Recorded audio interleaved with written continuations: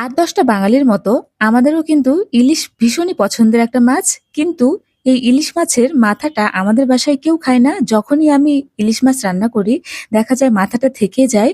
তো এই মাথাটা দিয়ে আজকে একটা রেসিপি তৈরি করব, যার জন্য আমাকে লবণ হলুদ দিয়ে ইলিশ মাছের মাথাটাকে ১ম এ ভেজে নিতে হবে।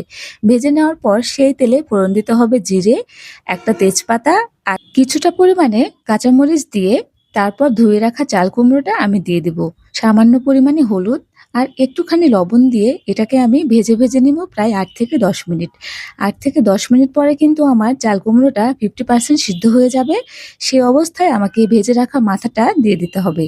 আর মাথাটা দেওয়ার পরে আমি আরেকটু নাড়াচাড়া করেই আমি কিন্তু ঢাকা দিয়েছিলাম কিছুক্ষণের জন্য। ঢাকনা খুললে কিন্তু আরেকটা জিনিস আমাকে এখানে অ্যাড করতে হবে। আপনারা হয়তো খেয়াল করেছেন আমি এখানে কোনো রকম কোনো মসলা ব্যবহার করিনি। আর এখানে আমি যে এখন জিনিসটা অ্যাড করব সেটা হলো কর্নফ্লাওয়ার। কর্নফ্লাওয়ার কিন্তু আমি নিয়েছি ১ চা চামচের মতো। এটাকে অল্প একটু জলে জাস্ট একটু জলে গুলে সেটাকে কিন্তু দিয়ে দিতে হবে তরকারির মধ্যে। এটা দেওয়ার কারণ হচ্ছে যাতে চাল কুমড়া থেকে এক্সট্রা যে জলটা আছে সেটা একদমই শুকিয়ে যায় আর রান্নাটা খুব বেশি মজা হয়।